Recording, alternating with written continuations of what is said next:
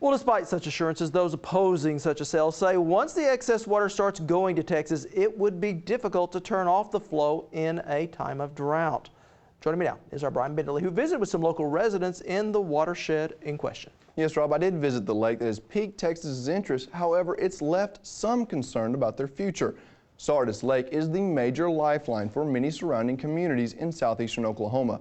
Not only does it provide essential water to the state, it also brings in tourist dollars that help keep local communities alive. Even in the midst of one of the wettest springs and summers on record for the state, water is on the minds of those who depend on Sardis Lake. We depend on this water. If we don't have this water, you can forget it. We're going back to Stone Age and start digging your wells and repairing your septic tanks, because that's where we'll be. Arvel Jackson is the mayor of Clayton, Oklahoma, and says the city relies heavily on Sardis Lake, but couldn't possibly cover the $71 million debt the lake has acquired. We're in a tight spot, very tight spot, and which way do you go? What do you do? What is the answer? In the early 1970s, the Army Corps of Engineers built the dam to create Sardis Lake, under an agreement that the state would repay the federal government. Now executive director for the Oklahoma Water Resources Board, Duane explains why the debt hasn't been paid for. One of the conditions of that contract was that it did not bind future legislators to make a payment.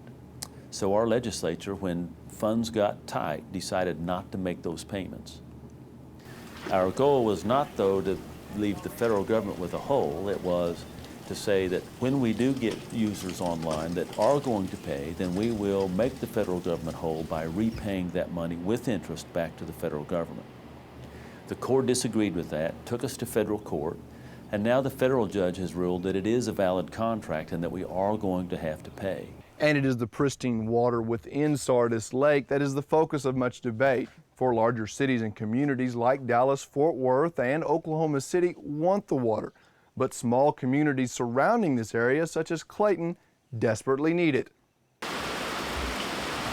Without it, there wouldn't be an operation.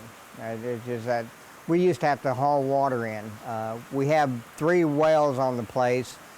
Two of them have caved in, and the other one's a shallow well. David Squeaky Brown is a goat dairy farmer who lives next to the lake and knows the importance of the situation, but feels the water would be best served if sold in state. You know, we're talking about a local problem. It's not a local problem. I mean, it's actually statewide, and all of Oklahoma needs to look at it. Brown feels the water should go to Oklahoma City, yet it's Texas who is flashing big dollar signs. And that is something County Commissioner Jack Matthews says a sell to Texas would be devastating. We don't know what the future is going to hold.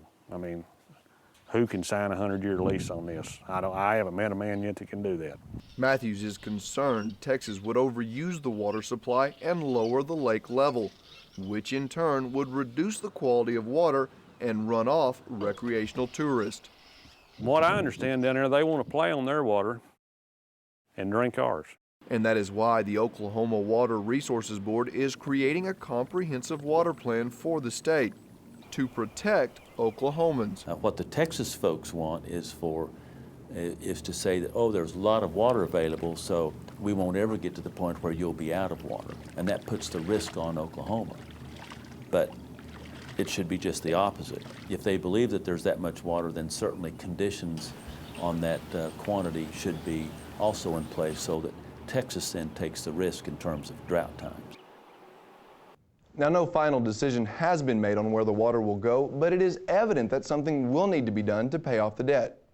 So, Brian, it sounds like local residents may not have much say in where this water actually winds up. Well, unfortunately, Pushimataha County only has 12,000 residents, so they can't generate enough revenue to pay off this giant debt. So eventually, it will be left in the hands of the legislators. Now, this is the first of a series of reports you're doing on Oklahoma's water resources. So what's on tap? Well, next week we'll travel out to western Oklahoma and visit the state's largest aquifer, the Ogallala Aquifer, and see how agriculture has impacted this watershed.